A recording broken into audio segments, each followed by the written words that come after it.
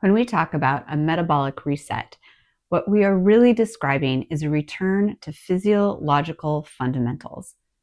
Metabolism is not a switch that turns on or off in January.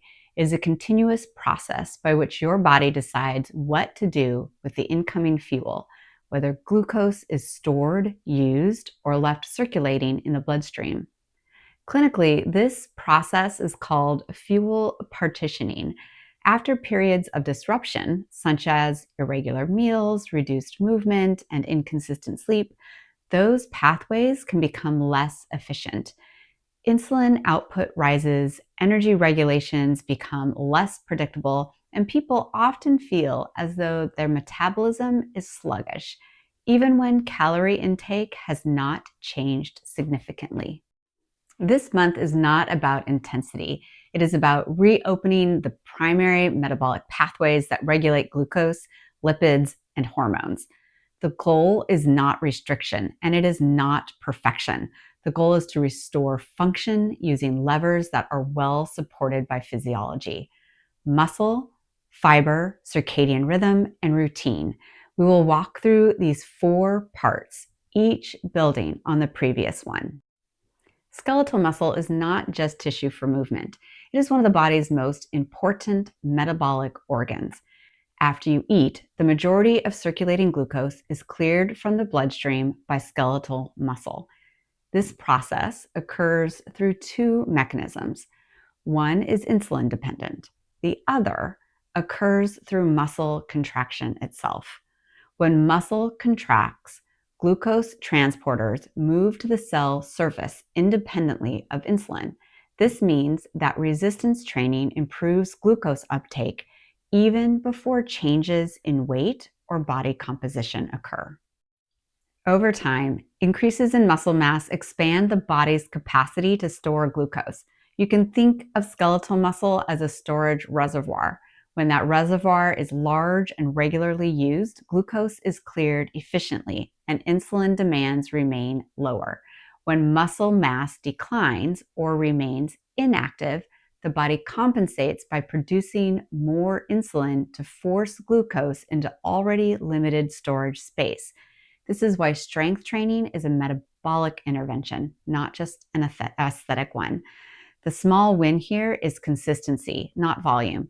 2 to 3 brief resistance sessions per week focused on large muscle groups are sufficient to begin improving insulin sensitivity.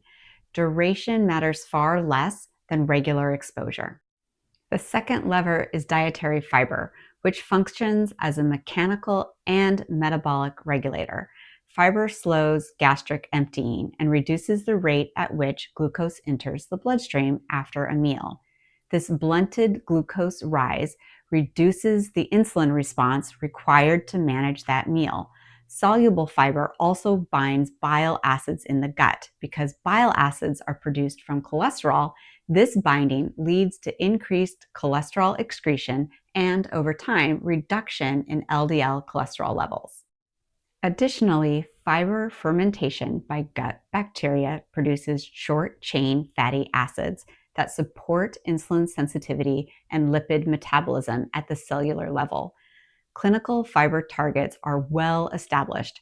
For most women, this range is approximately 25 to 28 grams per day. For most men, it is approximately 31 to 38 grams per day.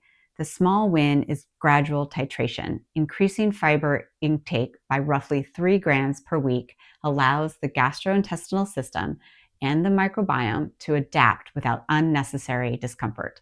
This is not about dietary overhaul. It is about slow, tolerable progress toward a clinically meaningful threshold. Metabolism is also regulated by time.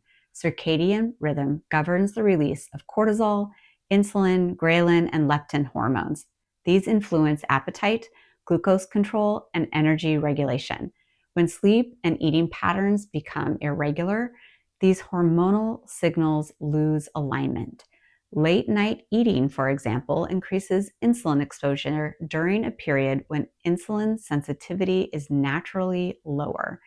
Irregular wake-up times disrupt cortisol rhythms, which can impair glucose control. independent of calorie intake. This phase is not about sleep duration alone. It is about timing consistency. There are two changes with disproportionate impact. The first one is anchoring wake time within a narrow window each day.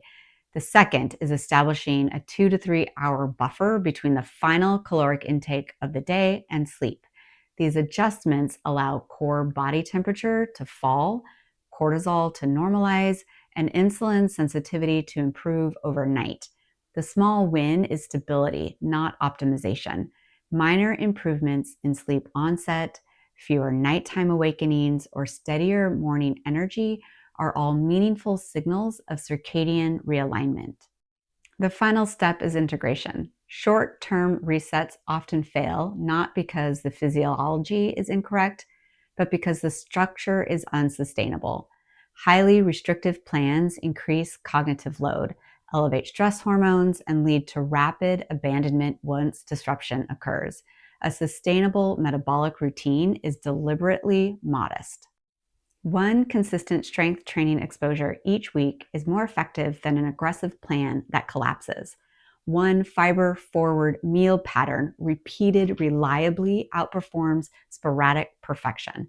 One fixed wake time creates more hormonal stability than variable sleep schedules, even when total sleep duration fluctuates.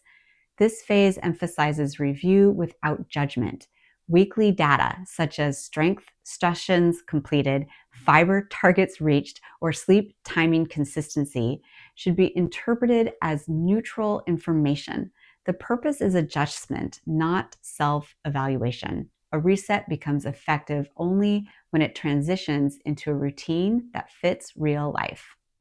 If you would like a structured way to track these levers, strength exposure, fiber intake, and sleep timing, the Metabolic Reset Playbook is designed as a clinical companion for this process. It is a tool for observation and self-assessment, not a program to complete. January is most effective when it establishes foundations that remain useful in February and beyond. Thanks for watching, and I'll see you on the next one.